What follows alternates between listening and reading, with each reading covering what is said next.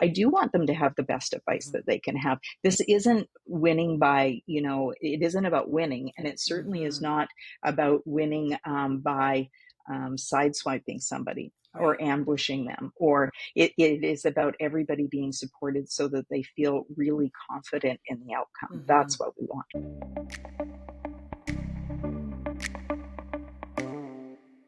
What do you get when you mix a lawyer, a camper trailer, and midnight sunshine in the Yukon? You get Debbie Hoffman.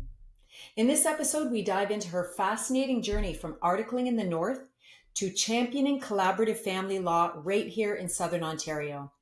Debbie's not your typical lawyer. She's all heart and all brains, with a gift for turning high conflict divorces into healing conversations. If you've ever wondered what collaborative law really means or why it might be a better path, this is the episode for you. Let's tune in. Debbie, it's been a bit. I have had the opportunity to meet you previously, but briefly. Yeah. Briefly. And I'm really looking forward to this conversation because I'm really curious and what's the other word that I'm looking for? Uh, from what I know, I think I really believe in the work that you're doing. Awesome. Well, it's Yeah. so good to be here. Thank you so much for the invitation. It's lovely to see you again. Yes, you as well. So I love to begin my conversations with guests finding out, your journey from, at what point in your life did you kind of feel drawn to this type of work? So let's just go back for a second. Did you grow up in Waterloo Region? I didn't. I'm from the Ottawa Valley, and Okay. so I'm from a little town called Renfrew, and my Hmm. mom still lives there. We moved out to Alberta when I was 11 years old, and then I took my law school and my undergrad in Calgary. And Okay. then at a time when it was, let's see, 1993 was when I graduated. I worked Hmm. for the law school for the dean for a year. Hmm. And then it was at a time where there wasn't a lot of work for lawyers in Alberta. Everybody Okay. was coming from other provinces for their articling positions. Mm-hmm. And so it was really challenging. So I decided I was going to do something interesting and perhaps apply up north. So I went to Whitehorse, Yukon. Oh, And okay. when I got there, unfortunately, I took a bus to go up and do an interview. It was a very long bus ride Like from how Calgary. long? Like, It was, I believe it was 2 days. It was okay. probably a day and a half anyway. So Wow. very long bus ride, but Yeah. very beautiful. Our country is Uh-huh. so beautiful. So yeah, lovely bus ride up there, although long. And then when I got there, unfortunately, the job that I was going to apply for, they had Hmm. cut the funding. And Oh so no. I just kind of walked door to door around to different law firms and asked if they needed articling students. And I found one place that liked me. Hmm. And so he said, "We've already hired somebody for this year, but we would be happy to take you next year if you can find something to do." And that's when I ended up working for the law school for the dean, creating an advocacy course at law school for her to teach the following year. So yeah, it was just kind of a little journey, but it was Yeah. exciting and interesting. Yeah. Yeah. So you had to deal with some, curveballs early on in your career. It Yeah. wasn't just this go to school, land a job. You had to figure some things out. Yeah, I think we have to figure things out along the way all the Yeah. time. So it was good learning, I think, for me. Hmm. And how long did you live there? Lived there for 22 years. I moved back to Southern Ontario. So didn't go back to the Ottawa Valley, but Hmm. came to Southern Ontario in 2016. So yeah, been here for 9 years this year. Wow. So I'm really curious about what it's like to live there. I don't know a lot of people that live that far north. So, I mean, what is it like, with weather and, daylight and Mhm. nighttime and all of that? We're aware of those things, but I think I know very few people who have experienced it firsthand. So, did you get Mhm. used to that? Talk a little bit about that. Well, my son, I can tell you, he can sleep at any time of the day because Okay. he's used to the full daylight. So Yeah. having been born there, with me, The first year I lived there, I lived in an 18-foot travel trailer Mm, because there wasn't much to rent and there wasn't much. It's currently a bit like that as well right now up mm-hmm, there, but there are a lot more houses than there used to be. mm-hmm, But I lived in a campground from May until October while a home was being built for me. mm-hmm. And I found myself a lot of the time out reading on my little step ladder into the travel trailer. I would find Right. myself reading out there at 2 in the morning, Wow. just because I didn't realize what time it was. You really had no sense Yeah. of time, Yeah. and so the darkness can be a bit challenging as well. But you Mm-hmm. just sleep more in the winter time, I find. Mm-hmm. So you Yeah. did you got used to it, obviously, to be able to Hmm. stay that long. It's just you get Yeah. used to the rhythms, the seasons, and because Yeah. I even struggle here in come November, even by the time it really starts getting dark, um, at 5 o'clock, I think, well, now Hmm. what are we supposed to do? So I don't know that I'm wired to go any Yeah. further sort of north. I think I need more. I say I'm solar powered, Yeah, so right. I need the Well, I daylight. am too. I Uh-huh. really find that I am too. November was a particularly hard month for me because Mm-hmm. that's when we would be starting to get into darkness. Mm-hmm. And so in mid-December, just before winter solstice, Mm-hmm. it would start getting light at about 10:30 in the morning, and it would start getting dark at about 3 in the afternoon. And I had an office that Mm. faced the sun, so I was just able to see the sun do its little curve and then go back to sleep. Yeah. Yeah. But Dawson City and Old Crow, which are Mm-hmm. further north than Whitehorse, both of those places, they have 24 hours of daylight all summer. Wow. And we would get a Wow. little bit of dusk, you know. Mm-hmm. It Mm-hmm. in the summertime it would be a little twilight, Mm-hmm. but there it's full on sun, so that you would feel as though it's noon when you're there at 2 in the morning, Hmm. midnight. You would feel as though it's noon. Yeah, it's a Wow. lot of people Wow. go paddling. Like there's a lot of Mm-hmm. canoeists and Mm-hmm. outdoor enthusiasts up there, so they'll go paddling at midnight and go golfing. There is a golf Yeah. course in Dawson City that's open all night. So Wow. yeah. Yeah. I haven't read a lot about the impact on, people because of how we're wired towards the light and how it dictates our rhythms. So yeah, it's Hmm. very, very interesting. So at what point in your life do you remember kind of being drawn to or having an interest in law? Grade 7. Okay. And was it I a can, course you took or a specific yeah. teacher? Okay, tell me It about that. was. It was a course and a teacher. So Mm-hmm. my grade 7 social studies teacher, Mm-hmm. Mr. Jensen, I actually phoned him years afterward. I was working in the premier's office in the Yukon. I was the chief of staff, and I had come down to Alberta because that's where I took my schooling Mm-hmm. through my teen years in high school. I had come to Alberta for a visit, and I thought I'm going to call him and tell him that I wanted to thank him for Mm-hmm. really encouraging a desire to learn about law within Mm-hmm. me very early on. So, yeah, I was one of those lucky people who took the social studies course. Mm-hmm. We had a law section, and from then on, I was taking any law course I could get my hands on. Mm-hmm. And it Mm-hmm. never wavered. I just knew I went into university knowing that I wanted to be a lawyer. I Mm-hmm. took philosophy as my undergrad degree because I thought it would help me write the LSAT, which is the exam you have to write to get into law school. Mm-hmm. And I thought it would really help me with just analytical reasoning and strategy and all of that kind of stuff. So wrote the LSAT, got in, and yeah, then ended up going to law school. Mm. Did you Yeah. ever have any period of time where you did question that decision? No, I never No. have. No, I Okay. never have. I mean, I've definitely done different things. So Mm-hmm. I thought with a law degree you could also get into politics, Mm-hmm. and so I thought, well, I'm going to try my hand at this. So I was campaign manager for a party in the Yukon. I had worked for years before I became the campaign manager. Had worked for the party, and then we were successful in an election, and I was able to. The premier had asked me to be the chief of staff. So I went into the premier's office and I did government to government relations between the Premier's office and Yukon First Nations. There are 4 First Nation governments in the Yukon. So Mm-hmm. that was my primary role. And I also assisted with conflicts of interest and speech writing and all that kind of stuff. But what I realized when I was in government was that law was really the place for me to be, because Mm-hmm. although I really love the human connection and interaction that I was able to get with constituents, people who came into the office to ask questions, um, government moves very slowly. So Mm-hmm. anything that you would want to see changed was really difficult. And Mm-hmm. so I decided at that time, I'm not going to run for politics.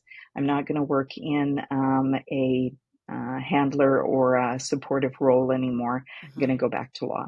And Mm-hmm. so that mainly solidified my decision that I was in the right place. Amazing. And then Yeah.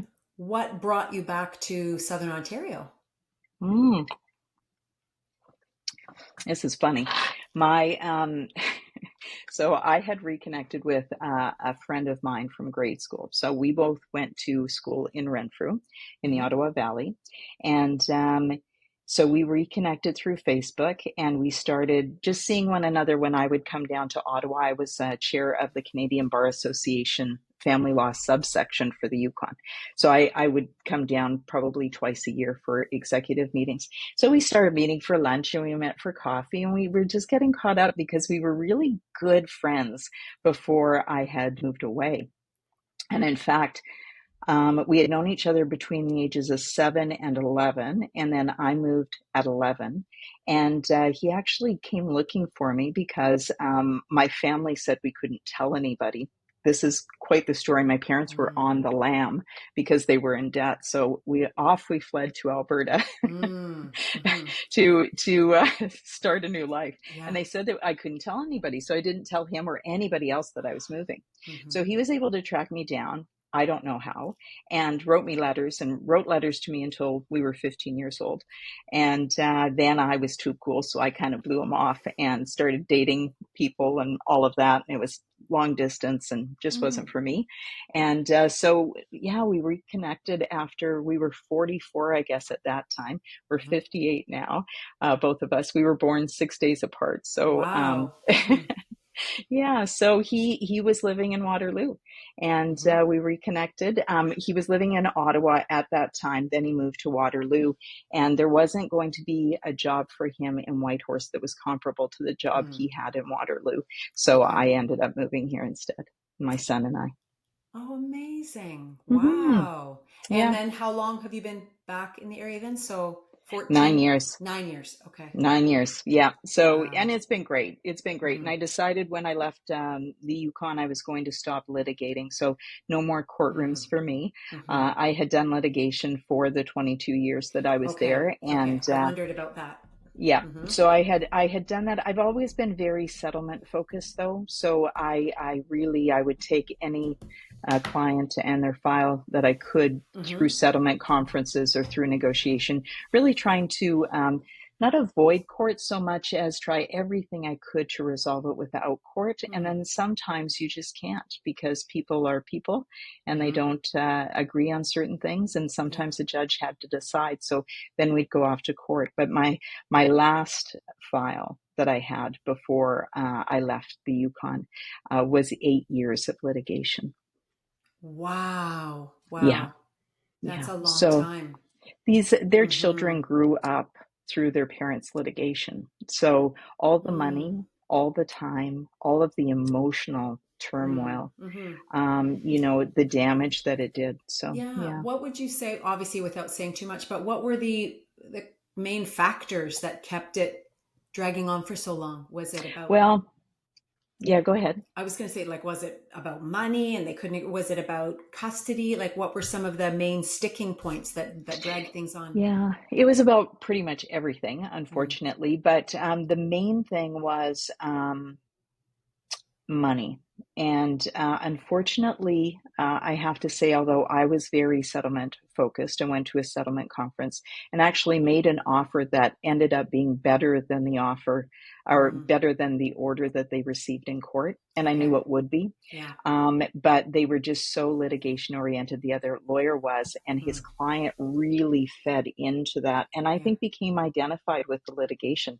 Like, who am I if I'm not doing this all the time? Right. Right. And Right. really thought they were doing the right things, and that they were fighting for the right things. Mm. And I think in retrospect, there's been a little bit of a rethink about that on their part. I think Mm-hmm. there is some regret. I know that my client certainly regretted that it was going this route, and that they weren't able to resolve it otherwise. But that was the Mm-hmm. last one. And I thought, yeah, I'm not doing that Mm. anymore. Mm-hmm. Mm-hmm. So is that what led to the change in focus for you? Because I really want to give some good time to talking about Hmm. collaborative law. Yeah. And that's what you've been doing now for the past 9 years then, since the whole I've time you've been actually been back? doing that for 30 years. I've been called to the bar Okay. for 30 years, and Uh-huh. I was trained collaboratively way back when. It hasn't been Okay. quite 30, actually. It's probably been 20 years. I think I was trained in 2004 originally. And Whitehorse is a very small place. So unfortunately, not a lot of my colleagues wanted to practice collaboratively. Hmm. There's one, Hmm. and there's one still who I collaborate with in Whitehorse. Okay. We were trained at the same time. And so, yeah, when I moved to Southern Ontario, there was actually an opportunity now for me to practice Mm. this on a Mm-hmm. full-time basis. Yeah. So I took a year off. I got familiar with my collaborative practice group. I volunteered, joined committees, did work on with the group so that they would get to know me, Mm-hmm. and really put a lot of effort into building collaborative practice in our region, working on the marketing committee and all of that kind of stuff. Mm-hmm. So yeah, put a lot of time and effort into doing that. I got to know my colleagues, and then I was called to the bar in Ontario in 2017. And so I've been called to the bar here now for 8 years. Okay. And that's when my practice really started. And Mm-hmm. it was kind of slow to build, but it came along fairly quickly. I think people can tell when you are genuinely interested Mm-hmm. in helping them resolve their problems, and Yes. really wanting to make a difference in their separation, to make it a better experience for them and Mm-hmm. ultimately their children, because the parents are faring better through the separation. Mm-hmm. Yeah. Mm-hmm. So can you explain? Because I think there are people who just don't know Hmm. what it is. What is collaborative law? Yeah. How is it different from what we might think about if you're going to be separating or divorcing and the whole like law court process? So Right. yeah, please get into that and help us have a better understanding. Sure. So, collaborative family law, we agree we're not going to court. And we're so committed to resolution that we sign a contract saying that we won't go to court. So, the two clients and their lawyers sign a contract saying that we are going to focus on Mm. resolution. Mm-hmm. We are going to do everything we can to problem solve for you and with you and generate options. Mm-hmm. And we will not go to court. So, if in the unlikely event that you don't resolve through this process, then both lawyers are conflicted, which means Mm. that the couple has to each hire new lawyers, which comes with a cost associated with it. Okay. Okay. So, Mm-hmm. so it can become quite a Mm-hmm. costly process if you Yeah. don't resolve. So there's some incentive there Mm-hmm. to really, kind of dig in your heels and do the work necessary in order to resolve. So that's the first difference. The second difference is that we work in team. So, what team means is that we have two lawyers, one for each of the clients, Mm-hmm. and then we have a mental health professional who is called a Mm-hmm. family professional. And that's somebody who is absolutely invaluable to our team. They have a master's degree in social work. And the first thing they do is they screen for intimate partner violence and power imbalances. Mm-hmm. And then they also will help with a parenting plan if there are younger children involved. So the cost actually is decreased for the couple, Okay. because instead of two lawyers negotiating a parenting plan with them at their hourly rates, you've got one person assisting with the mediation of the Mm-hmm. parenting plan piece, and they share the cost of that. And Okay. it's a Mm-hmm. much less, it's a lesser hourly rate as well. So that really helps. And when Mm-hmm. I'm talking about screening for power imbalances, the beautiful thing about having a mental health professional involved is that they're screening for intimate partner violence. The Divorce Act requires us to do that to make sure Mm-hmm. they're appropriate for this process. But much more, um, educational for the lawyers, I guess, is the dynamic, the relational dynamic between the couple, Mm-hmm. and the power imbalances potentially between them. So there might be one person who has always managed the finances, and one person has always managed the children. Yeah. And now you're going to be expected to do both. Both of you are Mm-hmm. expected to do both, do the parenting as well as the finances. And so that can create a power imbalance even in the negotiation, because Mm-hmm. one person might say, well, you've never looked after the kids.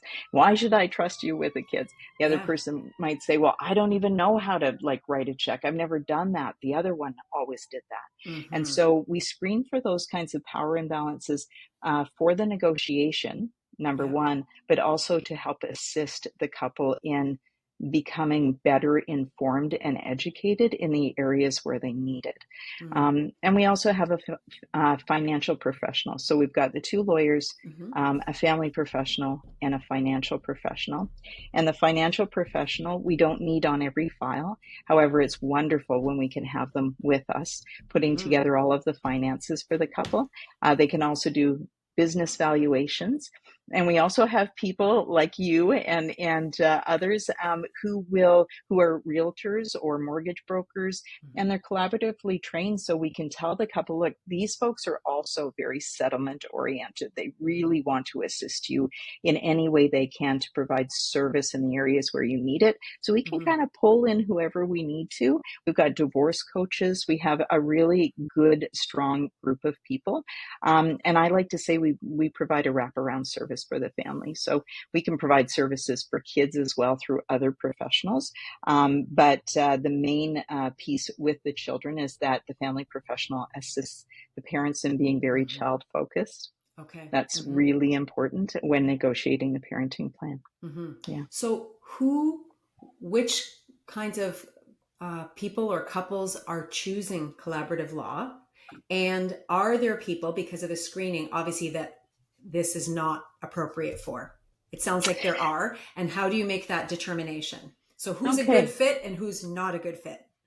Okay. So, who is accessing it? There are all kinds of families who are accessing our service. Mm-hmm. So they range from people who really, they really know how they want to resolve things, but they Mm-hmm. just need some assistance Mm-hmm. in negotiating a few of the pieces or in drafting a separation agreement. So very amicable, come into the process. Mm-hmm. Had a file the other day where they were laughing throughout it, gave each other a hug at the end. So we do definitely see that. Okay. But Mm-hmm. we also believe we're well suited for high conflict files. Mm-hmm.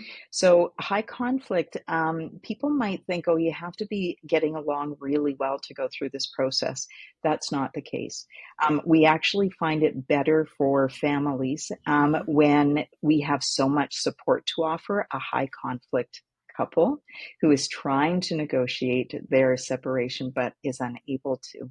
And certainly we wouldn't want to see them in court, because the damage that can be done by oral evidence, or the damage that can be done by affidavits and really bad mudslinging back and forth, Mm-hmm. that's irreparable. Mm-hmm. And I've seen it over and over and over again. So in this way, what we often will do is, in a high conflict situation, we bring that mental health family professional into the meetings with us. Yep. So it's not just the two lawyers, but it's the two lawyers and the two clients. And the family professional can sit as chair, and they're also like amazing communication coaches. And they also read body language very well. So they Mm-hmm. can tell Mm-hmm. if somebody is being what we used to call triggered, but we now call activated. Yes. Mm-hmm. So if they're being activated, then they can tell us, or they can just call for a break, and then they can Mm-hmm. call the professional team together, and we can talk about, okay, this person is really being activated through the process, and Mm-hmm. here's what's going on. Here's what I think is activating them. And then we can go in and coach that person, see what is happening for them, might have Mm-hmm. a break, might call it quits for that day. Yeah.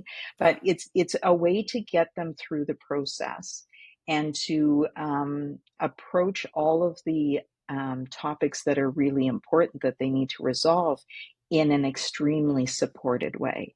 And so Mm-hmm. you're not going to get that in any other process. Mediation won't do that. Court process won't do that. Traditional negotiation won't do that. It's Mm-hmm. only this process where you get Mm-hmm. that. Hmm. Now, the inappropriate piece, I'll just Yeah. answer the Yeah. last part of the question. Hmm. So, the only time I have found that collaborative may not work as well Hmm. is if somebody has a serious mental health issue that does not allow them to come to a resolution. And we see that with some personality types. We Yeah. see that with people who have various diagnoses, that it is not possible for them to come to resolution. It's got nothing to do with the process, but it has everything to do with their inability to resolve. And Mm.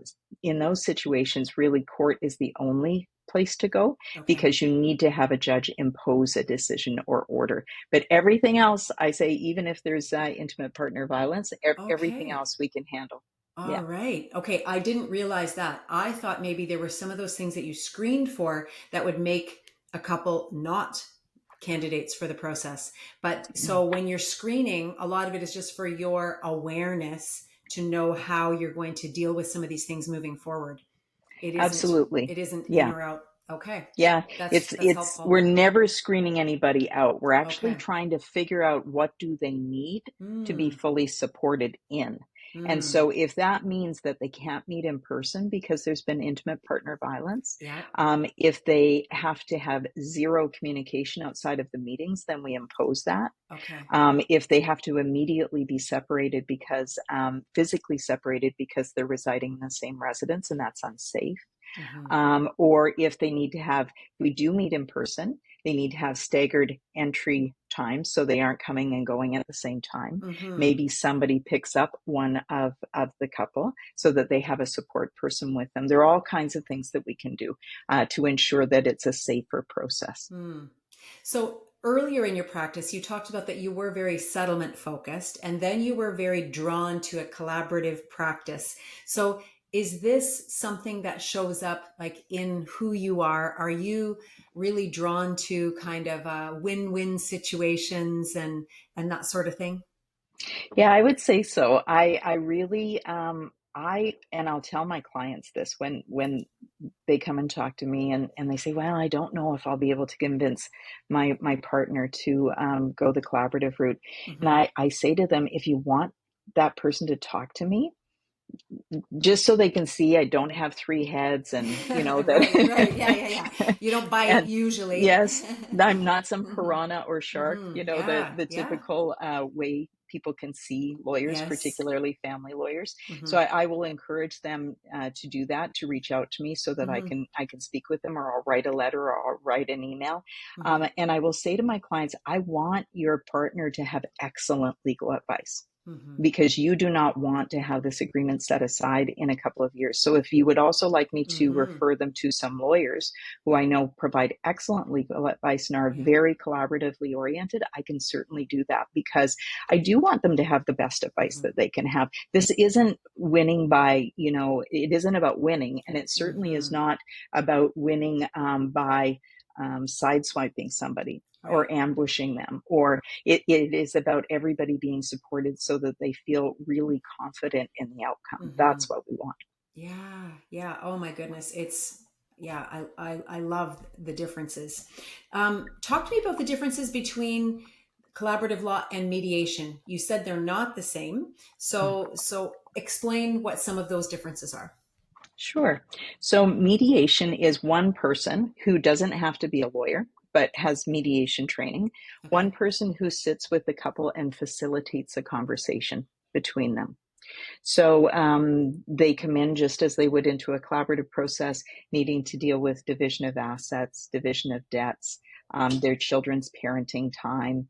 My dog, I think, just jumped up on the couch behind me. Just He wanted came to back from join his walk. us. Yeah. Yes.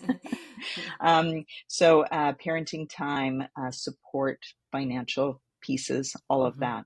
So the mediator will deal with all of those issues, just like you would in a collaborative process, Hmm. but they can't provide any legal advice at all, even if they're a lawyer. Okay. All right. So, Mm-hmm. yeah, they are just sitting with the couple. They have Mm-hmm. experience in facilitating the conversation. They have a general idea of what the law says, but they have to then send them out for independent legal advice to two separate lawyers. Okay. And they might do that throughout the process. So I provide that support to mediators as well. Mm-hmm. If they have a client who needs independent legal advice, I'm usually one of the names that gets Mm-hmm. thrown out. Mm-hmm. And so me and other lawyers, certainly from our collaborative practice group, do provide independent legal advice.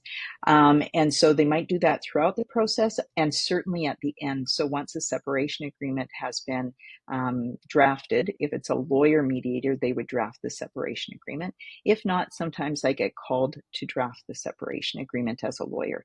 And the downside of this is that Mm-hmm. people think it's cheaper, and in my view, it's really not, because I think it takes longer, because you don't have your Mm-hmm. lawyer beside you giving you advice all along the way. Right. Right. Okay. Mm-hmm. And the other thing that can happen is that the lawyer who ends up looking at the separation agreement does not know why it was arrived at. So you don't get to see the concessions and the negotiation back and forth. So unfortunately, although we aren't meaning to unravel separation Mm-hmm. agreements because we don't know the reasons why certain things were decided, Uh-huh. we can unwittingly question certain things and Sure. then unravel the separation agreement Mm-hmm. after the mediation Mm-hmm. when we're giving independent legal advice. Right. So that can happen. Yeah. And so I don't think it ends up being cheaper because I think it takes longer. And I do think that you don't have the benefit of legal advice every step along the way. So I Okay. like to think Mm-hmm. of collaborative this way. It's kind of like a mediation that you're doing with your lawyer and Mm-hmm. also with the other lawyer, because the two of us, the lawyers, work as teammates. We're really Mm-hmm. trying to facilitate that discussion like any mediator would, Yeah. but we get to give you legal advice all the way through. And we Mm-hmm. even give legal advice with both people in the room. So it's not just me giving legal Okay. advice to Yes, my yes, yes. client. Mm-hmm. It is me giving legal advice in a room where the other person can hear it. Now they can take it or leave it, and they can Sure. also talk to their own lawyer about, Debbie said this, Mm-hmm. and they can do that independently of the meeting. So Mm-hmm. you can still go into a breakout room, have confidential discussions with your own lawyer, ask them questions, all of that. So you don't lose any of those benefits, but you get the benefit of two legal brains at work at the same time in the meeting room, which is really, I think, invaluable. Mm-hmm. Yeah. Sounds very like a lot of work. Uh, like you have to go into it with a very different mindset right out of the gate. Yeah. Um, what are what are the biggest challenges for you? The biggest challenges are when I am working with another lawyer who is not collaboratively minded, but they hold themselves out that way. Okay. So Mm-hmm. that's why I often do like to provide names of lawyers who I believe are true collaborators. They really want to resolve this. Mm-hmm. They don't get what we call positional because Mm-hmm. collaboration is interest based negotiation. It is not position oriented negotiation. So with positions, I come in and I say, I want spousal support and I want 50% of the time with the kids and I want child support in this amount. That's holding a position. Mm-hmm. So in collaborative, we try and get underneath at the interest. What is your interest in wanting spousal support? Well, I'm going to have to transition and I need to take some schooling. And Mm-hmm. I want to eventually be on my feet again financially, but I'm going to need to do Mm-hmm. some things to allow me to have a better job outcome. And so then we talk about, okay, well, what does that look like? Do you think that's a good goal? We would ask the other person, well, yes, I think that's an excellent goal. I Mm. really want to see that person succeed as well. Okay, so what can we do to help them achieve that? So that's an interest we're negotiating instead of a position that we're negotiating. Yeah, yeah.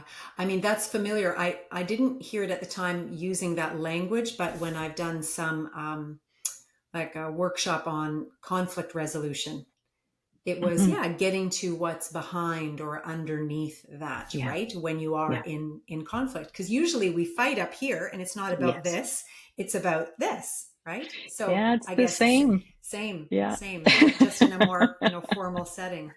Yeah, yeah. And the Yeah. other, it's challenging as well if a client has come in and they've already done their own research and they Mm-hmm. think that they know those positions that they want to take. And for me to Mm-hmm. explain to them, really, you have to come to this process with an open mind and like forget everything that you think you learned on the internet. Just come to the process with an open mind Mm-hmm. because then we can achieve the greatest creativity if we do that. Mm-hmm. I'll give you an example. There was a file that I worked on, and my client, who was a high earning mom, she did not want to pay spousal support to a dad who she thought really did not give everything he could have in terms of work and Mm-hmm. his work life, and that she was the main contributor and he wasn't contributing as much as he could have or should have.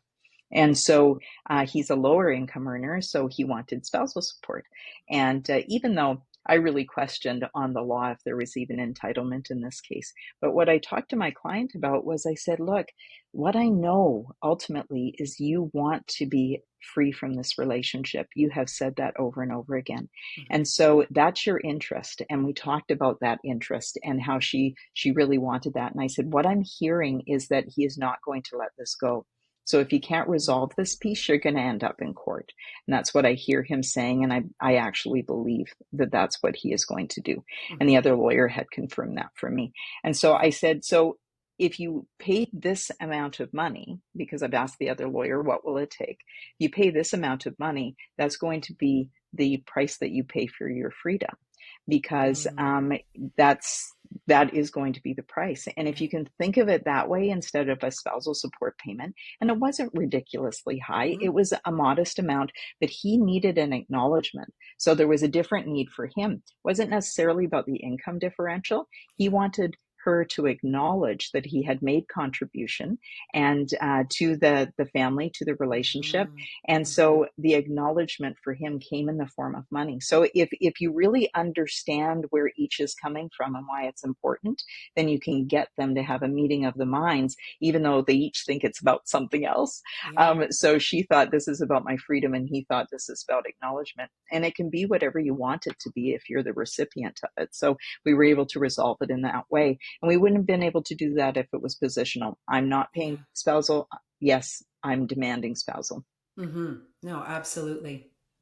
Yeah. Um, Debbie, you've done a lot of speaking and training to different Mm-hmm. groups, right? And I believe I read that you have a desire to advance collaborative practice. You obviously you've done the litigation, and you've done a lot Mm-hmm. of work in collaborative, and you see a lot of value in the collaborative approach. What do you wish people knew about collaborative? Like when you're wanting to advance it, what do you think is keeping more people from moving towards collaborative? I think they just don't know about it. So Okay. that's why Mm. in our practice group, we have a marketing committee. I talked about how I joined that right off the bat Yep. because I really wanted to advance collaborative. I want it to be the default. And I don't like the term Mm. alternate dispute resolution because this should Mm. not be alternate. It should be Mm-hmm. consensual dispute resolution, full stop. It's not an Mm. alternate to anything. It should be where we go first. So I would like Yeah. collaborative to be the default because I think it's Mm. better for families. I love that. That's a And great goal. Yes. yeah, because I want to keep them out of court. And Yeah. as I've said, court has its place. There are people who have to go that route Yep. because that's Mm-hmm. the one that's going to get them to some resolution. But I really want to I want more people to know about collaborative. I think it is much better for families, and I think that when we work with families as a full team and we model for them certain behaviors in how we respect each other and how we talk to one another.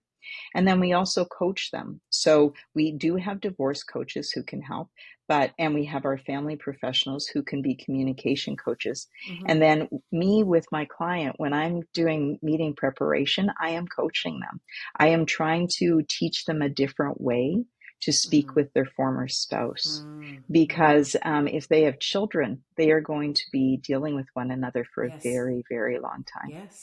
Mhm. And so my number one suggestion to clients, if they've got really negative intimacy going on, they've got a lot of back and forth with emails, or they snipe at one another when they see each other, I will always counsel my client to just stop, like not to engage, Mhm. because eventually the other person won't engage, but you have to stop and you have to hold true to that, because diving in and doing exactly the same kind of behavior as what you're experiencing is just going to get you deeper and deeper into a Mhm. trough, and that Mhm. is not going to be good for your children. Yeah. Children see parents scrolling through their phones, Yeah. their text messages. They can tell immediately if a text has come through from the other parent by the look on their face. And I tell parents this. I used to be a Mhm. child lawyer when I worked in the Yukon. Yeah. For 20 years, I was a children's lawyer as well as my regular family practice. And the stories kids told me, they knew their parents didn't have to say anything bad about the other. They knew, and they Mhm. knew how they felt about each other. And what they really wanted to stop was the conflict. It Yeah. didn't bother them so much to go back and forth. It bothered them that their parents had to see one another at the exchange and they would be brutal to one another, or they would be so Yeah. negative to one another.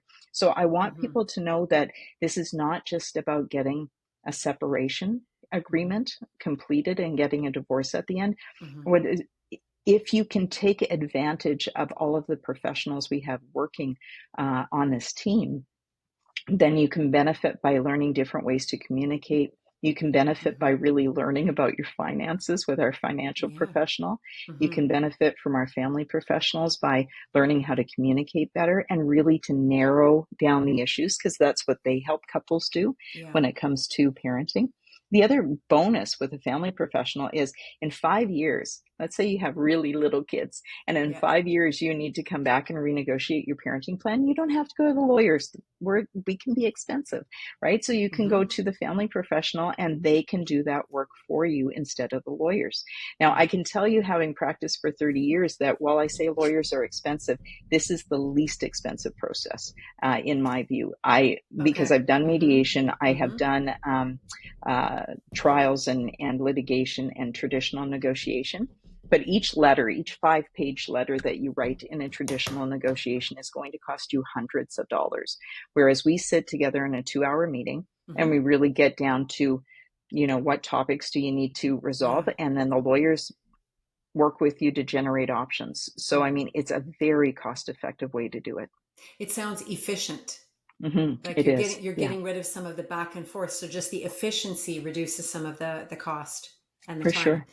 So you talked about the one litigation case that went on over 8 years. And I know the times can really vary. What do you find if there's sort of a typical or an average time the process would be with your clients in collaborative?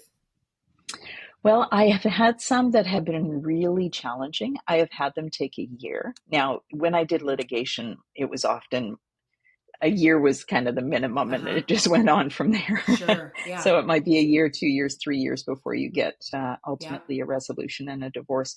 Mm-hmm. But I find in this process, usually I kind of measure it by meetings. So I Okay. say that, like, in the first meeting, we kind of lay the foundation. Mm-hmm. In the second meeting, we tell you what homework we need you to do and what documents you need to gather and all of that. Gather the information for us. And then in the second meeting, we talk about all of that, because there's the lawyers also do homework once they get all of that, those documents and that disclosure. We talk about all of the assets and we talk about finances and support and all of that. So either by the second or the third or sometimes the fourth meeting, we will have usually achieved a separation agreement. One of our colleagues always says, slow, slow, slow, done.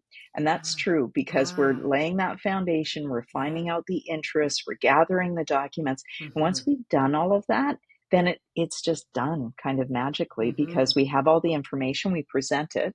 Mm-hmm. And then if it's unacceptable, I don't like the way that's shaping out. Okay, let's look at some options. Maybe you Mm-hmm. sell the house. Maybe you do this instead. And so we go through that and help them generate options. So that can lead to a fourth or a fifth meeting, Mm-hmm. depending on how stuck they are Okay. or how Mm-hmm. willing they are to look at different options. Mm-hmm. So yeah, that's how I gauge it. Time-wise, it definitely takes less than a year. Mm. And sometimes it takes 3 to 6 months, but we do Wow. have to leave enough time in between the meetings for people to gather their information. Mm-hmm. So Mm-hmm. that's key as well, because if you don't do that, then you're going into a meeting and spending money, and we're not Mm. getting any result because we don't have the homework completed. Right, So we right. always want to make sure that's completed in between. Wow. It sounds like a very efficient process. Yeah. Um, you talked about marketing because that's what you need to get the word out, but I imagine it's challenging because of privacy. You can't just be, parading couples and going, look at what we did for them, right? It's not that Yeah. type of thing. So how do you market this? And if you were going to have a message to couples that are early on and just kind of about to begin the process, Mhm. what would you say to have them think about or consider the collaborative approach? So, marketing, we've done some innovative things. We Mm-hmm. had ads on the back of buses traveling about Uh-huh. KW and Cambridge. So, we did that for a while. We've advertised at the Princess Theatre so that when you're sitting there waiting for your movie to come on, Uh-huh. our ad for Collaborative Divorce Waterloo Region. And Mm-hmm. we used to be known as Best for All and still sometimes are. But Mm. Collaborative Divorce, we wanted to, instead of Best for All, we really wanted it to point to something that we're talking about Yeah. separation and divorce here. So we've advertised there. We have outreach programs so that if there's a divorce group, or if there is some kind Mm-hmm. of a group that wants us to come and talk to them, like we want to talk to doctors because they are a Uh-huh. primary contact for separating people. Mm-hmm. We have had meetings with social workers before. We've had meetings with the police, and we want to again rejuvenate that outreach process, because those first responders, we want them to know where they can Mm-hmm. send people, Mm-hmm. Mm-hmm. understanding the process. Because sometimes people think, oh, this person needs a restraining order, or they need to have court, so it must be a court process. And we want to debunk that, Mm-hmm. because they Mm-hmm. don't need a court process. Yeah. We can agree to all of the things that you would go to court for. We can agree to that and sign an agreement in our process, so that you have Wow. that and you Mm-hmm. can still collaborate. You don't have to go to court. So I word of mouth is great. Mm-hmm. We were on the radio. We had a program called Ask the Expert, where we had Yeah. two lawyers, a family Mm-hmm. professional and a financial, and we went on and we had we were giving all of our information. We were asked lots of questions. And a person called me after hearing that and said, I really want Great. to go into this process. Oh, that's And great. it sounds perfect for us. And it Mm-hmm. was perfect for them. Mm-hmm. And so we were able to resolve that in 2 meetings, I think. It was Wow. just such a good process for that particular family. Yeah. So that was great. So I think word of mouth, though, I don't Mm-hmm. advertise a lot. Yeah. My clients will refer me Mm-hmm. to their friends and to their family members, which is amazing. And but we just do need to educate the public Mm-hmm. about this process. And Mm-hmm. so it's awesome to have this kind of platform and this opportunity with Mm-hmm. you to Mm-hmm. be able to do that education piece. Yeah. And yeah, we do trainings, and we invite people. We go to I have gone with a couple of my colleagues to the Family Law Association of Waterloo Region, and we're Okay. talking to all family lawyers about collaborative. So, hoping to attract some of them to our Mm-hmm. training so they will also want to practice collaboratively. Yes. So they can get the word out to more people when their Mm-hmm. clients come in to meet with them. So yeah, those are the kinds of things we're doing to get the word out there. Mm-hmm. Mm-hmm. And if a couple is, or one of a couple is listening to us today and they Mm. haven't begun the process, what would you encourage them to consider?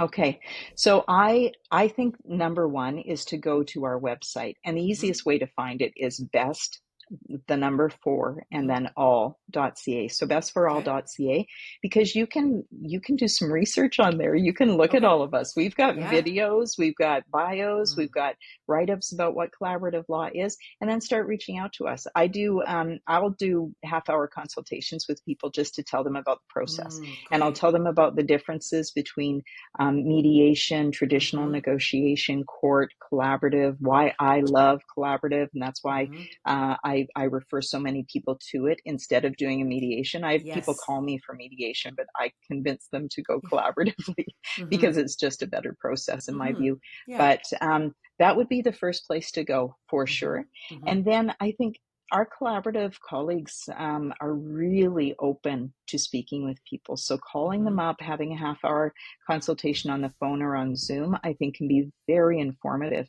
and they can tell you so much about the process in that small amount of time. Mm-hmm. I think that itself would be so helpful because there's just a lot of, usually people are kind of overwhelmed. They don't know next steps. It's super emotional. So to be able to speak with somebody, have some of the general questions answered would be Hmm. really, really helpful.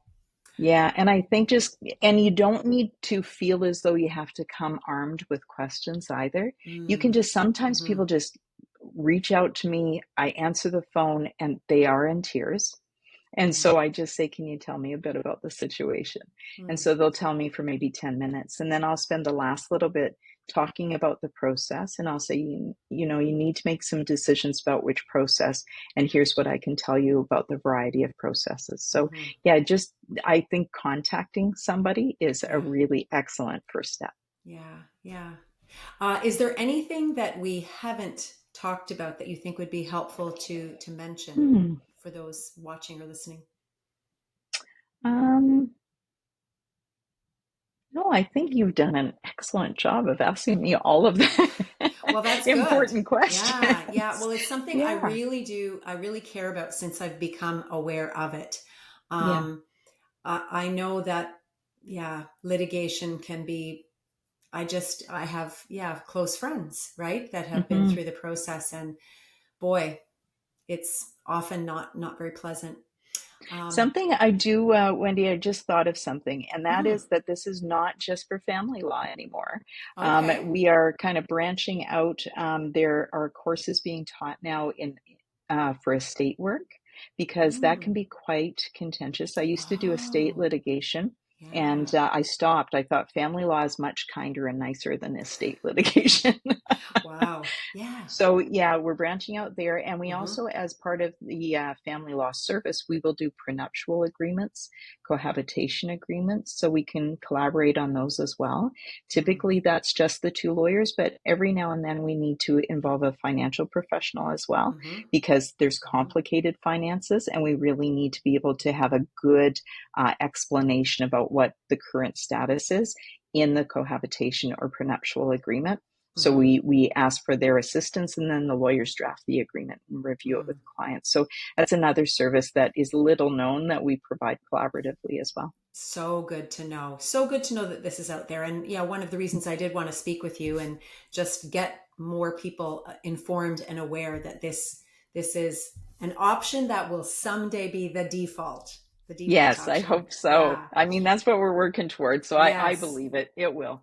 Yeah, I do have a couple of rapid fire questions if you don't sure. mind.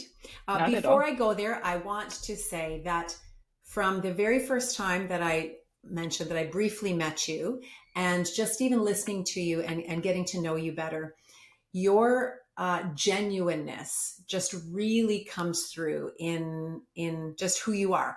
If I were if I didn't know what you did and I were guessing, I would actually think like therapist, Yeah, right? And there is an aspect of that to your role, there right, is. Yeah, with your listening and trying to get to the heart of things. You yeah. just are like that, but also have all this, law background and expertise. So Well, it's thank it's you for that. beautiful to see it together, and I think that, yeah, anybody listening would feel, safe having you work with them, That is the goal. represent That them. is really, Yeah. really one of the primary goal Mm-hmm. is for my client to feel safe. Yeah. Another goal is for their former partner to feel safe, because we can do a Yes. lot of work if both feel safe and both Yeah. feel supported. So, I mean, it's really letting my client know I will try and strike up a rapport with your former partner, Mm-hmm. and don't be put off by that. It is really good when everybody gets along in these meetings, because Mm-hmm. then we're helping one another. We're all Mm-hmm. pulling in the same direction. Yeah. No, absolutely. Absolutely. Okay. If you weren't in your current career, What's a different path you'd love to try? Writer. Ooh, and what kind of Yes. writer? I actually have two books in the works right now, but it's the time commitment, right? So I Uh-huh. have a Yes. memoir, and so Mm. it's nonfiction at this stage, a Uh-huh. memoir, and then I also have a book in the works about collaborative divorce, and so they've both been in the works for a while because Mm-hmm. I can't set Sure. aside enough time. But that Yeah. that would be my dream. Yeah, Okay. Well, that could be coming down the road then. We'll just wait and yeah. see. Uh, what's a guilty pleasure when you need a break from work? A guilty pleasure. Oh, I am a foodie. And Mm-hmm. so going out to a really nice restaurant.